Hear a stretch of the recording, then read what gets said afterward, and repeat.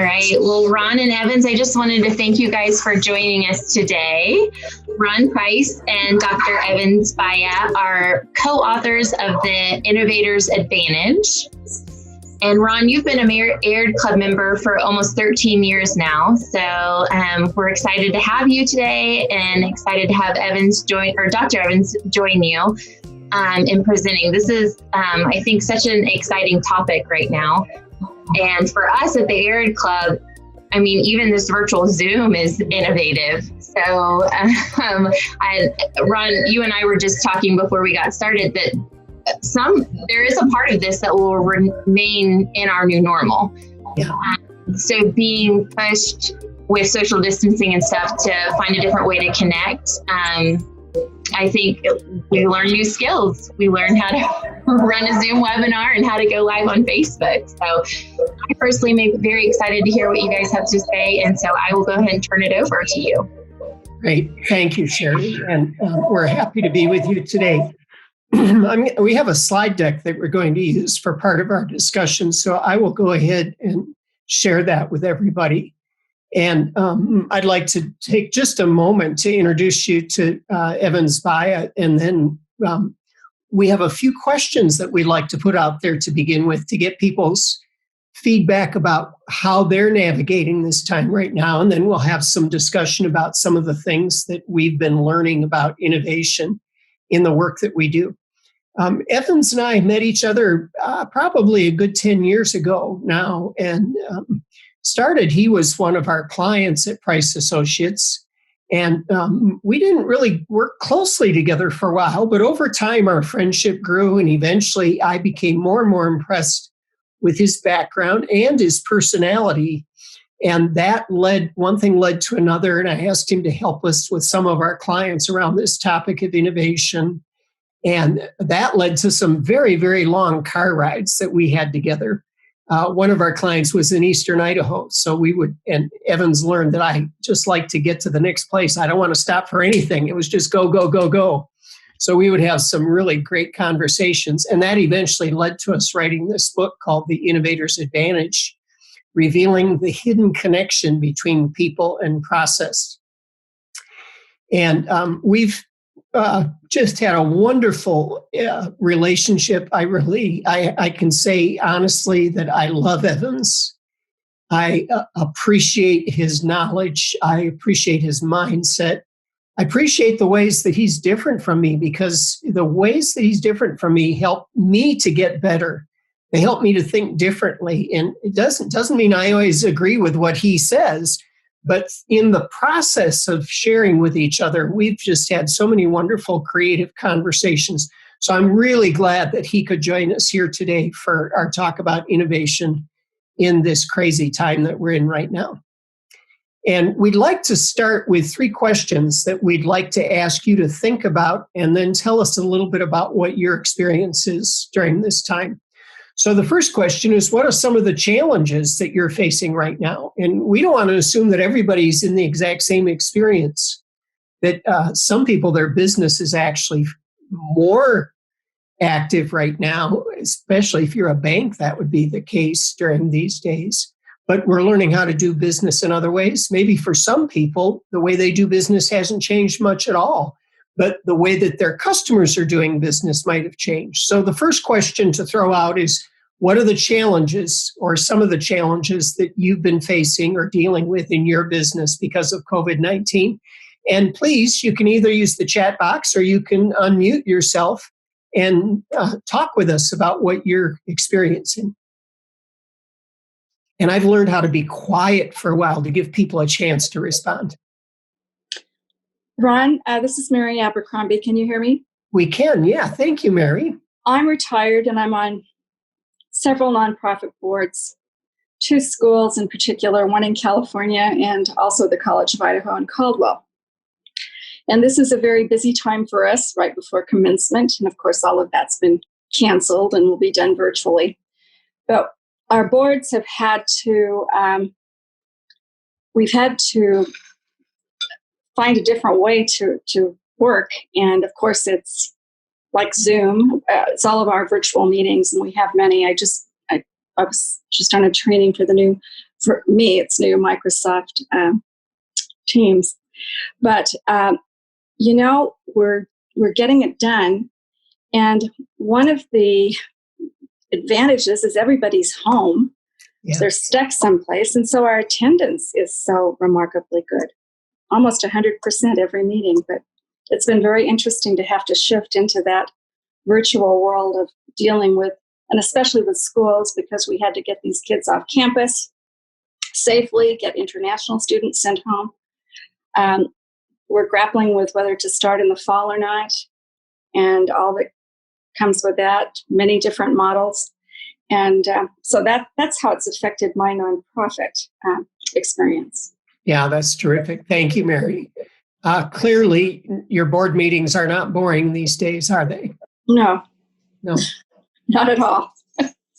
That's great. Who else would like to share about some of the challenges that you've been dealing with?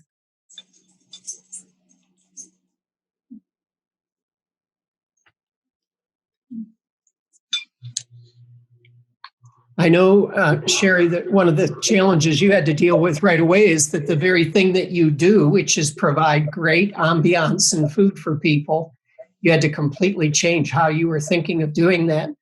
How did that process go for you? Because being an Air Club member, I've been able to see some of the ways that you've pivoted. So how did you get to some of the ideas that you've been implementing? Right. I just unmuted before you asked the question because I think a lot's changed for the Air Club, just that traditionally what we've provided is a physical place to dine and gather and network and socialize. So yeah, we definitely had to pivot. I think the biggest figuring out how to go and do it well, just because that wasn't our lane before. That was interesting. And then even offering our club night, which is our monthly kind of member appreciation night, being able to offer that to go in April and then coming up next week in May. I was really proud of the staff for putting the effort into that, and to, we just received so much feedback on that. I don't know if members expected that. It felt like it was, there was some unexpected gratitude. They were, it was not something that they expected. And so that was really fun just to see. And so, those are the main things. I mean, we still are, wheels are turning. How do we keep community built and keep those connections? So. And one of the things that we've seen is that there's always opportunity for new innovation. There is always opportunity to find new ways of doing things. We never run out of possibilities. So that's great. Evans, I know one of the things that you and I have run into, and you're doing a little bit of research on right now. I don't know how far you are in your research, but we've seen this issue with a lot of organizations where their employees are dealing with new mental health challenges because of working from home and the way that their schedules have been changed. Do you have any early observations from what you've been looking at with that? Yes, thank you, Ron. When we started the lockdowns, there were three things that were happening within American workforce. Number one, there was the sheer reaction to now we need to work from home. And a lot of organizations were not ready for that. Actually, the numbers are less than 33% of American workforce or companies were ready for work at home context. And actually, those who are ready, very few of them were actually ready to have as more than 50% of their employees working from home. So the whole working from home was a big surprise for everybody. That was the very first thing, the reaction.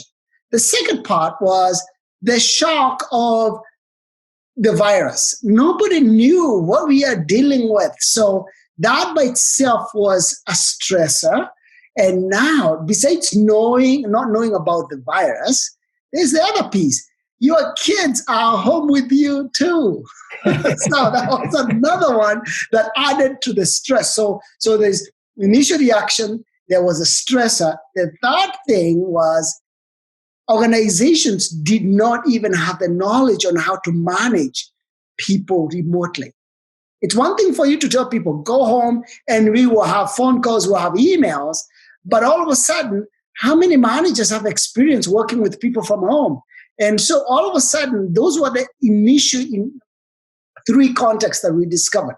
Now, the second part was after a week or two, then people started, the stress level went up and organizations started adjusting, right? You have what they call stand-ups. So every morning you're either calling all your team members on Zoom or Google Hangout or Google Meet, and you will talk. So people started adjusting.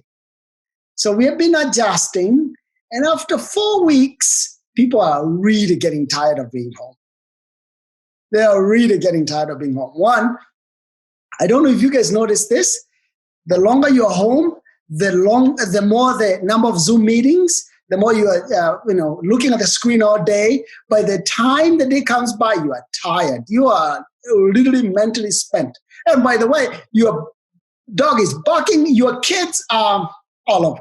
Right. And so we have seen all the videos of, you're in the middle of a really serious discussion and a kid just shows up or a cat runs right in front of the screen, all those different things. And all of a sudden, people are really getting tired of being home.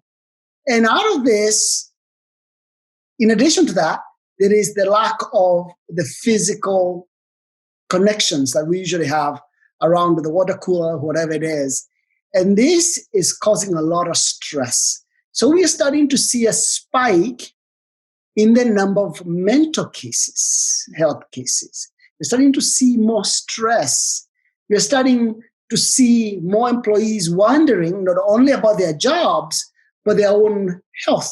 And now, as Mary just mentioned, if you're thinking about school next fall, people are starting to get worried about that. And by the way, every day you're getting the news that the cases are not going down, they're actually going up. Oh my goodness, look at all these almost negative news coming at us. So that is causing some really, really interesting challenges for the American workforce. And that's one of the reasons we're doing this research around innovation and mental health. And so we're in the early stages of that, but the initial data indicates that it's going to be a major problem for American enterprise unless we address it, and it's going to affect the way we work in the future. Yeah, thanks, Evan. So as I put up the second question that we had, I'd like to brag a little bit about Evan's Idaho roots, because you might have picked up his accent. It doesn't sound like a Boise accent exactly. Actually, Evans grew up in Kenya, and some of you might know Vincent Katuku, who's a well-known speaker in the Treasure Valley. Vincent was good friends with one of Evans' older brothers. Evans is actually the youngest of 11. And Vincent helped Evans come to Idaho to go to school. So he went to Idaho State. He got a bachelor's degree in chemistry at Idaho State and did a lot of work with INL. He also got a master's at Idaho State in chemistry. And then he got curious about technology, so he came to Boise State and he got a master's degree in computer science. And then he went to Northwest Nazarene University and got an MBA. Actually, one of his instructors is part of our salon today, Bill Russell, who's on the call. And then that wasn't enough, so Evans went and got a PhD in technology. And he worked for Applied Materials for 10 years, where he was responsible for 400 scientists around the world. And they managed over $60 billion in intellectual property. So this is what's part of what's so fascinating for me about Evans, is that he's got such an amazing background. And he's now lived in Idaho, I think, longer than he lived in Kenya, where he was born. And then he talks to us about people. He's got all of this great background about technology and chemistry. And then he says right now what he's studying is mental health. So that's an example of somebody who's made their whole life about innovation. So I know, Evans, you love it when I brag about you. But What are some of your mitigations and what has worked for you, for those of us that are part of the salon today? What have you done personally and how has it worked for you?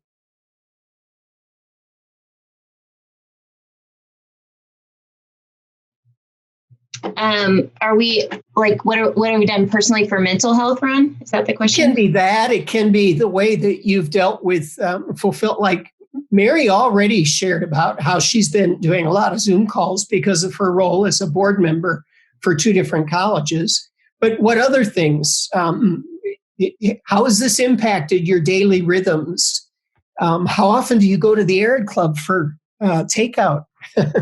Right. Like I'll say for me personally, just having a little bit of a schedule still, and just physical movement. So getting out of the house and taking walks has been really helpful. Yeah. Because it's, your surroundings and your new normal doesn't always encourage that. Yep. Who else can tell us something about how you've handled this for yourself? Because we're all addressing something a little bit different.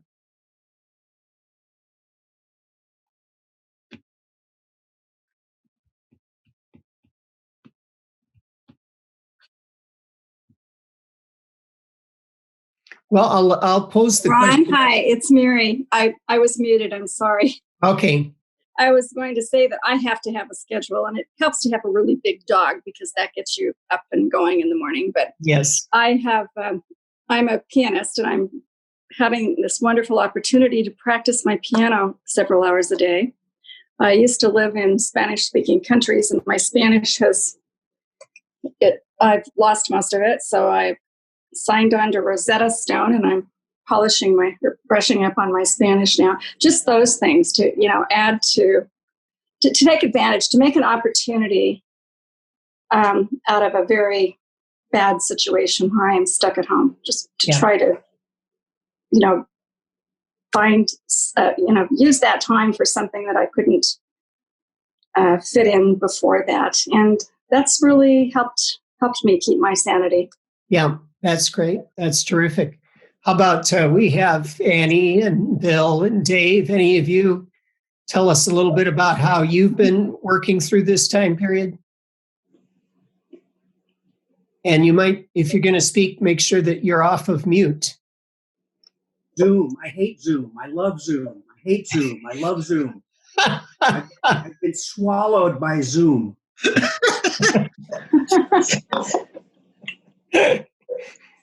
And have you made peace with Zoom yet? Oh, heavens, no. Thank you, Bill.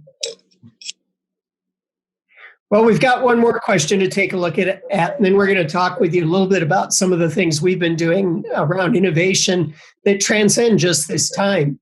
So I'm curious, does anybody have something you can share with us about what you're doing to grow your business out of these lockdowns? So if to the extent that what you're doing is being impacted, what are you doing to try to get beyond the new limitations that you're experiencing?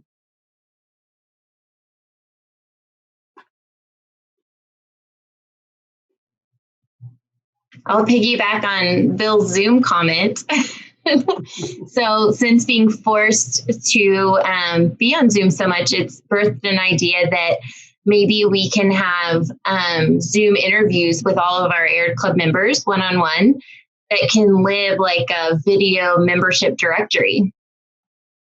So to help people to connect and get to know each other. That's great. Sign me up. Okay, perfect, Ron. Sherry, I'm not going to do that until I shave my beard.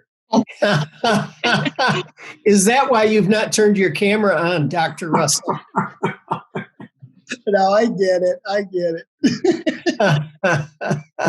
It would be funny to have those member interviews be done casually since there's the dress code at the club. Yes, that's right. That would be great. Anyone else?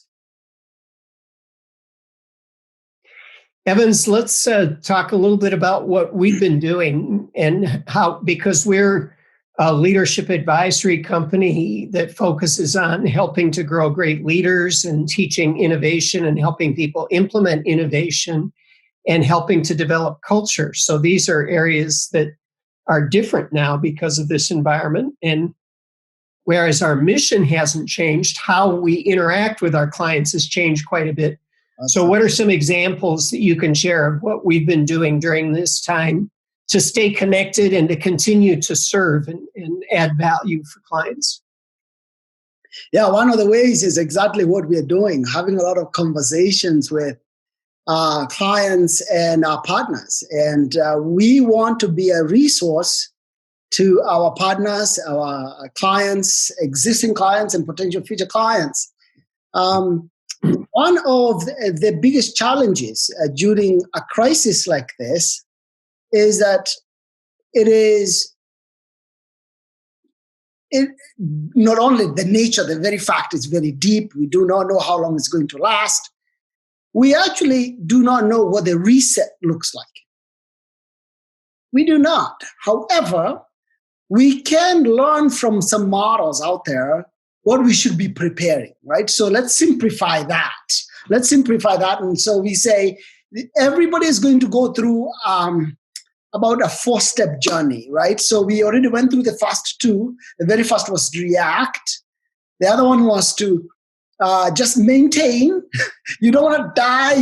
We just want to survive, right? And that's where we are right now. It's just hold on as long as you can. And then the next thing is now you have to think about some type of growth. You have to think about how you're going to get out of this.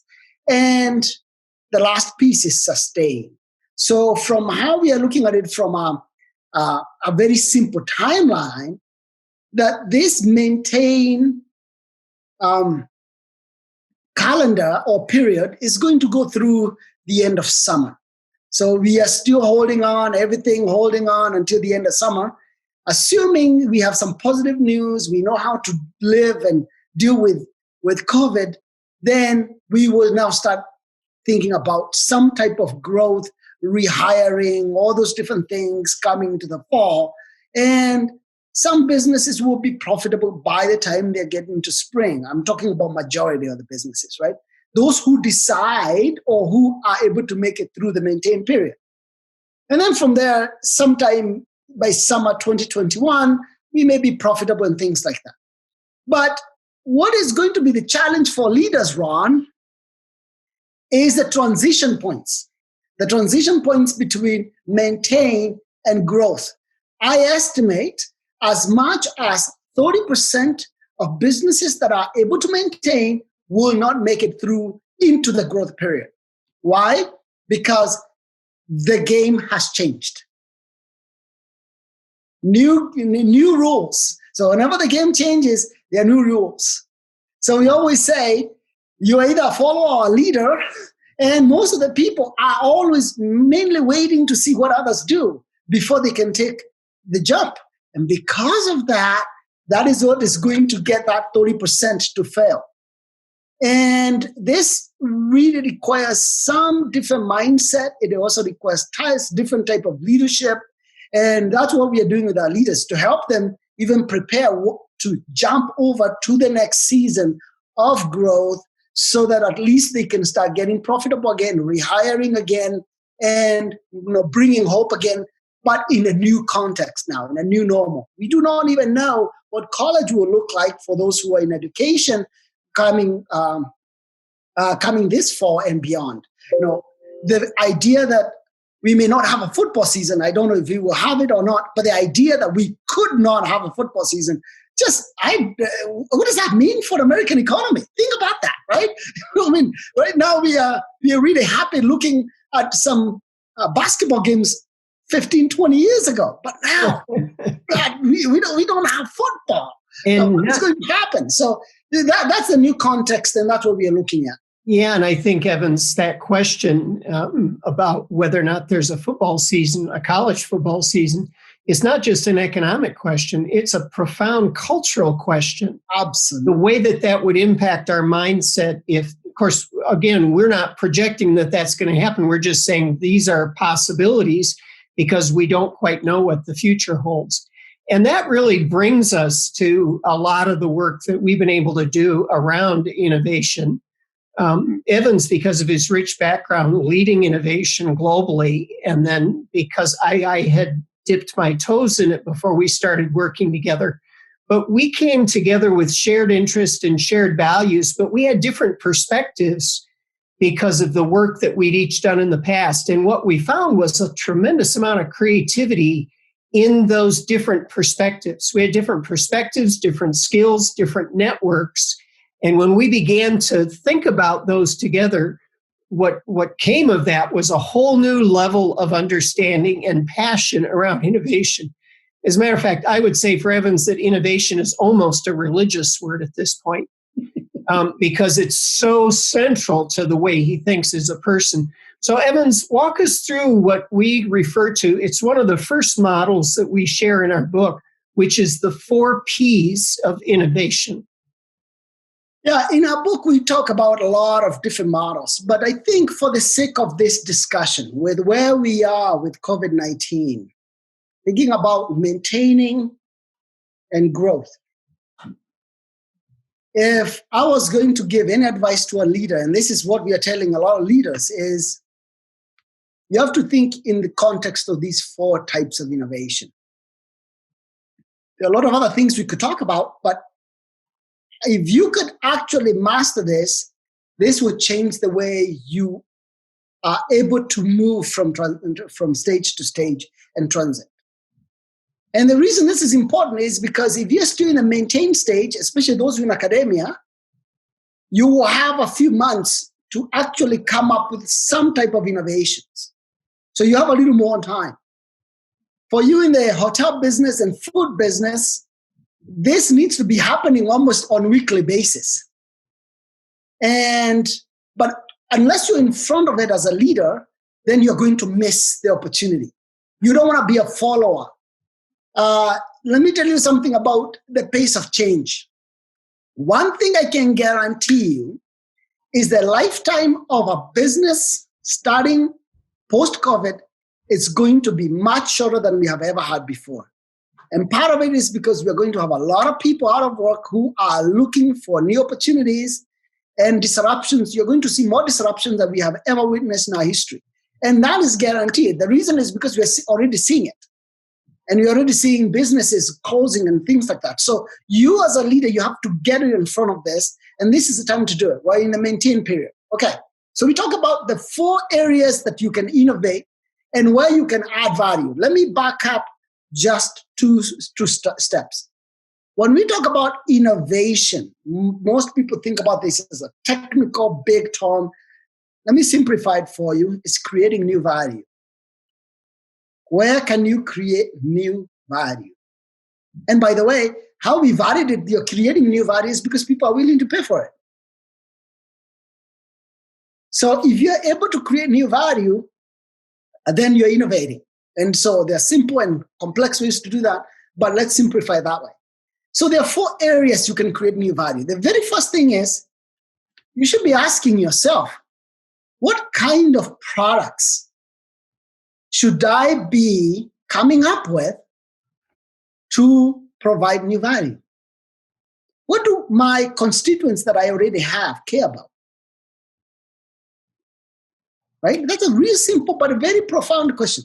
And I think we have to broaden our thinking about what a product is, because these days a product can be virtual.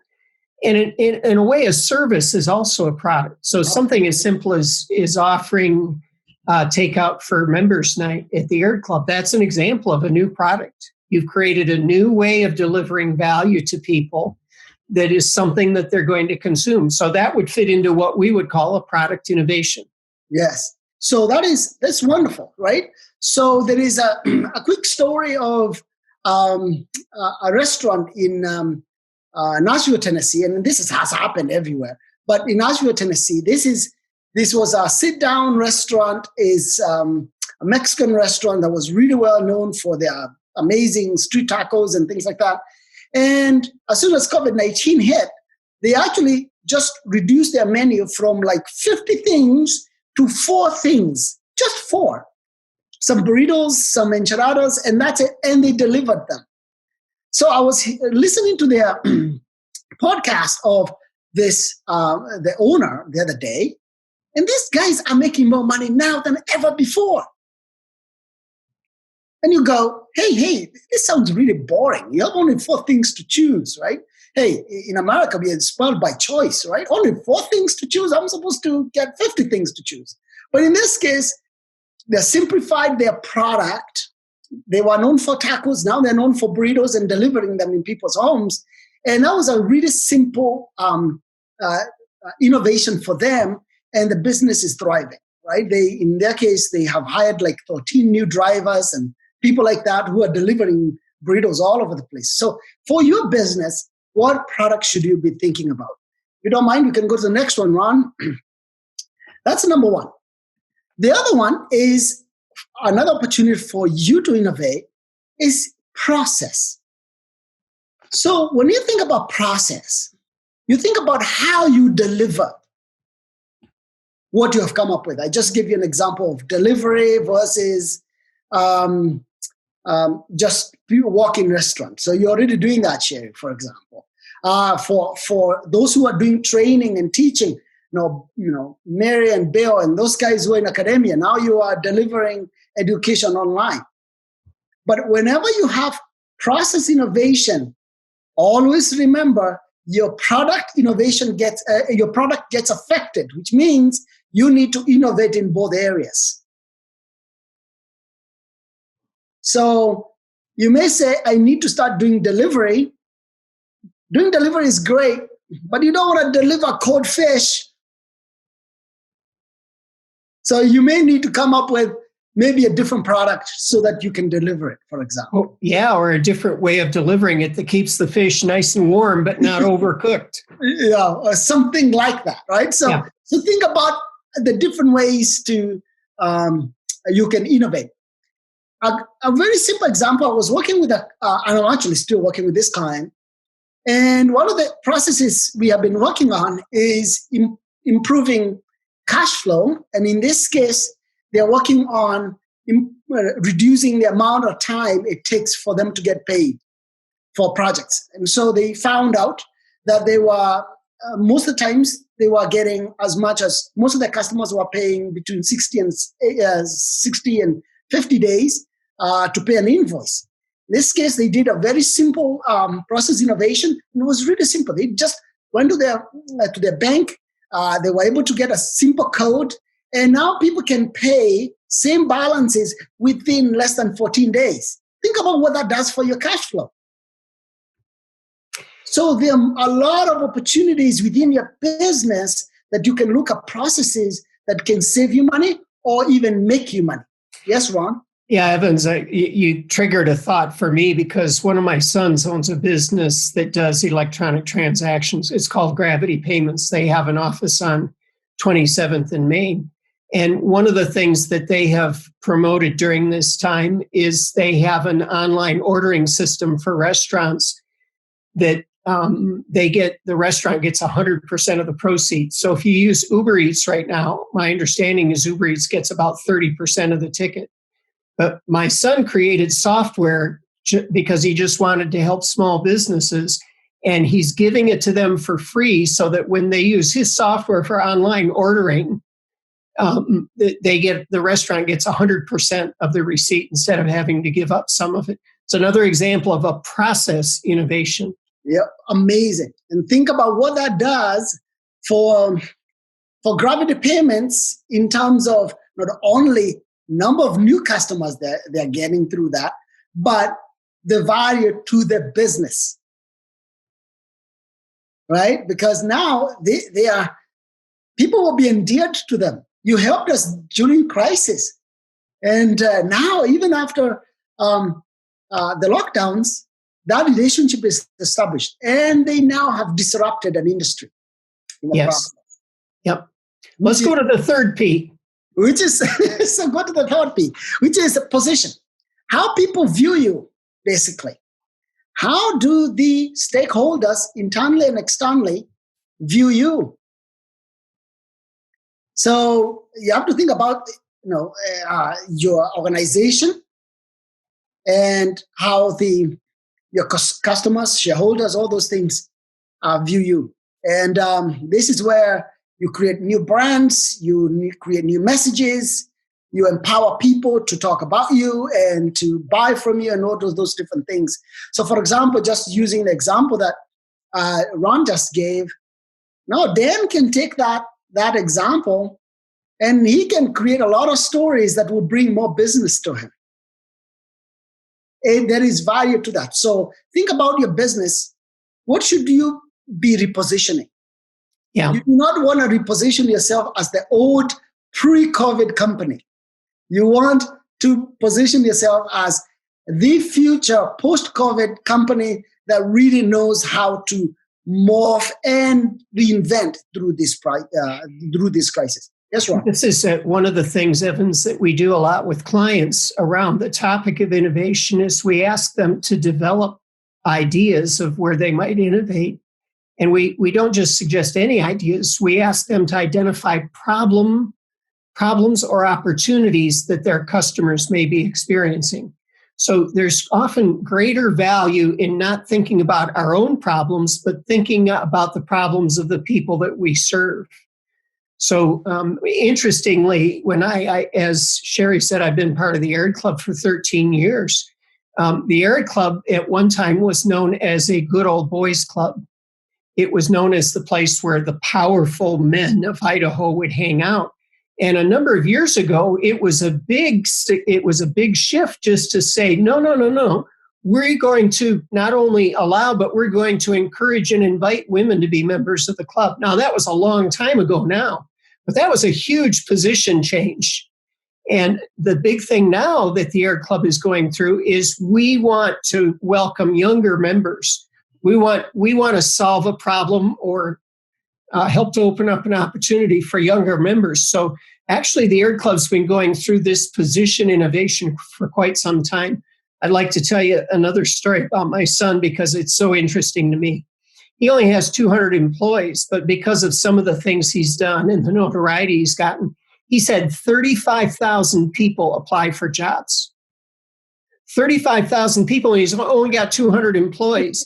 So he's thinking about during this crisis where so many people are furloughed, he's saying all these people, their problem is they can't work right now. Is there anything I could do to help them with their problem? And at the same time, he's got a hiring freeze on because of all the financial struggles that his own company is having. They lost over 50% of their revenue just like that. Yeah. So he said with his team, he said, what could we do? And what they ended up identifying was all these people that had applied for jobs. They said, tell you what, we'll teach you how to go to the places where you buy food and where you purchase things and introduce them to our company. And if they decide that they want to work with us as one of their suppliers, we will pay you $200 for every merchant who says they'll do that. So suddenly, he's created an opportunity for 35,000 plus people across the United States. And of course, not all of them are going to say that that fits them, but that's a great example. He just changed his position in the marketplace. He just became a revenue generating opportunity for people who are laid off. It's a great example of position innovation. Absolutely. So what is fascinating about that is think about your position in the marketplace, but also think about your position internally with your employees, for example, right? I mean, nobody wants to leave that company right now, especially. I mean, the turnover for Dan was very low to begin with. But now, especially right now, everybody wants to be in an organization that has a clear purpose, that is there to do good. And I think we have the opportunity to do that in every business. So position innovation is underestimated or sometimes even forgotten. But I am going to make the argument there is no bigger innovation that creates billions and trillions faster than position innovation. And Apple is an example that we always use, but we have others as well. So, and by the way, there are countries that have actually done a great job with this position innovation, Germany being one of them, and others that we study, but it's a huge opportunity. The last one is, this one is a tough one. sometimes to understand, but is impactful. We call them the paradigm innovation. This is where you introduce new mindsets, new mentor models, thinking about what the organization does, what is your true north, what is your purpose. This is critical because one of the major things that is going on right now is you may want to change what you have always done. This is your opportunity for you now to reinvent who you are as an organization. For those who are in academia, you have to this is the opportunity for you probably to rethink what education really is, not what the university is, what education is, therefore justifying why somebody should come to your university or your college or your nonprofit, whatever it is. The paradigm innovation takes the longest, it's the most expensive, but it's the most sticky. If you can do it, this allows people to view you not only differently, not because of positioning, but because now you are a different organization altogether. So these are the 4 areas that we just talked about. So, Evans, before we leave paradigm innovation, can you give us an example of where you've seen this work? Because you're right, this is the toughest one. And it starts as an intangible that becomes tangible. Oh my goodness, we have a lot of examples, but do you want me to give one of the ones that we have been working closely lately? Yeah, go ahead. Let's go for it. So anyways, I wasn't sure which example because we have few. One of the examples that we have been working on this particular innovation is Better Business Bureau. So we started a journey with Better Business Bureau in 2018, where they said, we are 107 years old. We now know that we are regarded as an old brand. People still like our logos. They still like our stickers. They still think of us as the stewards of trust in the marketplace. But our numbers have been going down. The number of BBBs across the nation have been closing because a lot of people are not using our services. And we are struggling. But we want to build the next 100-year brand. So that was the intention, is can we innovate so that we can be the next 100-year brand? It's never easy as a consultant when somebody comes and tells you, your job is to give us direction for the next 100 years. But anyways, Rod and I took the challenge, loved it. So what we have been doing is over 2019, and we went through what we call the Innovators Advantage Academy, which is the logo. The logo you see at the bottom right of the screen is an academy we developed for innovation. But anyways, one of the areas we focused on was paradigm and trying to figure out what is our true purpose as an international brand and what should we think about ourselves and what should we think for ourselves and what kind of mindsets do we want to implant, if you will, to our communities that we serve. So out of this, we have been going through this very rigorous exercise of just having leadership discussions on what is it that we are and we want to be. And as part of that purpose discovery and definition, we have actually come to a really good place where now there is buy-in of we are the stewards of marketplace trust, and now we are going to use different products, different processes, different position methodologies to now cement our place in the marketplace as the leader in marketplace trust. And we are going to also change the way we do things through those 3 other innovations so that now we can relaunch ourselves for the next 100 years. This has been a wonderful journey. We have a lot of stories and data and things like that to show. But this has been wonderful for them. And I think I can say this with great confidence, is that because of that exercise, they are now starting to grow again. Even during this pandemic, they have not lost as much businesses as you would have thought they are going to lose at this time. And part of it is because they have now started repositioning themselves, offering new value to marketplace in the marketplace, and businesses are not canceling as much as we thought they would be. And so it's And a great success. yeah, and of course, we can't tell you everything that's happening with them because it's going to be happening for the next 100 years. But also because there are a number of projects out of this new paradigm that are in process right now that you will eventually see. They'll come to the marketplace. You'll hear about them. You'll probably use some of them. There'll be things that had never before been imagined that grew out of this idea of a paradigm innovation. So thanks, Evans. That's great. All four of these are what we call the 4 Ps of innovation. And to go back and just review what Evans said at the beginning, we think of innovation as creating value that other people are willing to pay for. Yeah, there's a lot of creativity we can do. There's a lot of imagination. But at the point that somebody else says this has value to me, that's when we say that it's crossed over from just creative thinking to becoming a true innovation. It's delivering something of value to other people. So these are the 4 categories. Questions or comments from anybody?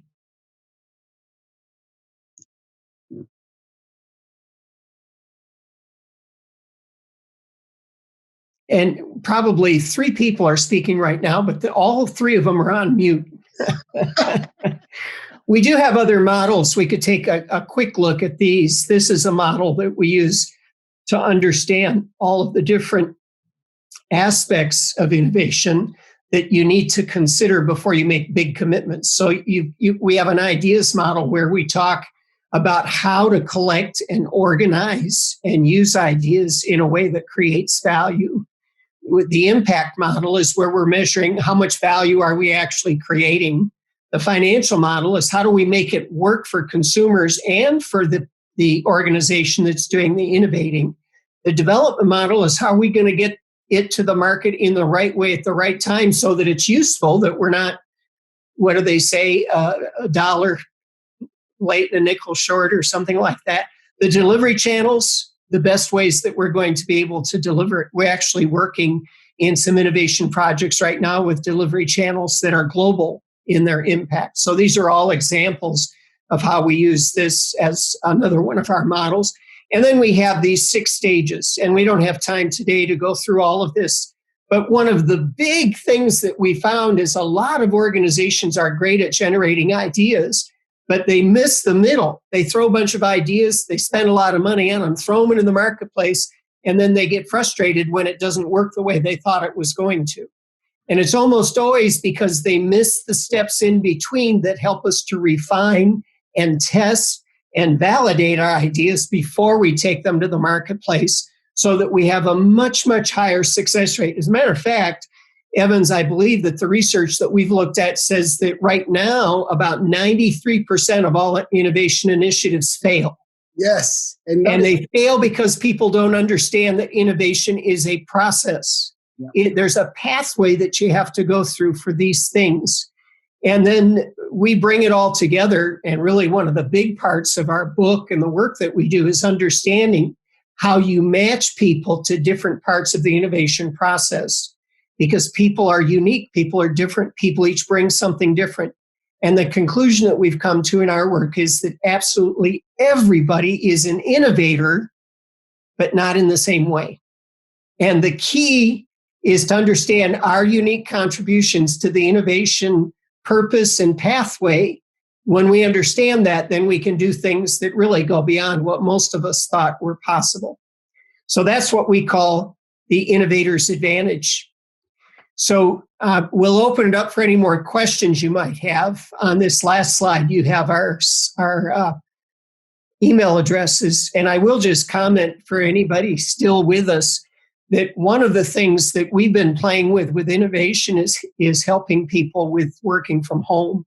So we have a free online assessment that people can take. It only takes about 10 minutes for them to complete it. And they get an assessment that gives them ideas about how to organize their day and how to interact with other people while they're working from home. And we've had, I think, at Price Associates, we've had about 2,000 people complete this assessment so far. It's free and you can use it for family, you can use it for business, for college, you can use it anywhere you'd like. to help people have something to work with that gives them ideas for how they can innovate around working from home right now. So with that, Sherry, I'm going to go ahead and pass it back to you or for any questions that people might have. Awesome. Thank you, Ron. And thank you, Evans. That was great. I loved it. I took a ton of notes. So I don't want to hog all the time for questions. If anybody else wanted to jump in, if you're having any problems unmuting yourself, you can, I think, raise your hand and maybe I can unmute you. But I appreciate y'all's time and your expertise on all of this. It's fascinating to me. Thank you. I think Mary might have a question. No, I just wanted to say thank you so very much. This has been very informative, and I'm glad to know about you, and I'll check some of these things out. But thank you both so much. Thank you, Mary. Thank you for sharing your stories. I want to have lunch with you sometime at the Art Club. Okay, let's do. And Bill came off mute too, so I don't know if he has. Just a thank you. Thanks, gents. Yep. Thank you, Bill. Glad to have you with us. Yes, and I just want to thank all of our Art Club members for joining as well. It's been a great new reality, this virtual salon sessions, and I look forward to interviewing you guys soon. I think that's a great idea. Thanks, Mary. I will be in touch for sure. And we'll give Bill a chance to shave so that he can do the interview with his camera. Well, I'm on a computer with no camera. Oh, well then, you come over to my place, Bill. I'll let you use my camera. Yeah, maybe I have another computer with a camera. I didn't use it. We'll wait until Salon's open. How about that? Okay. All right. So I'm going to stop the recording.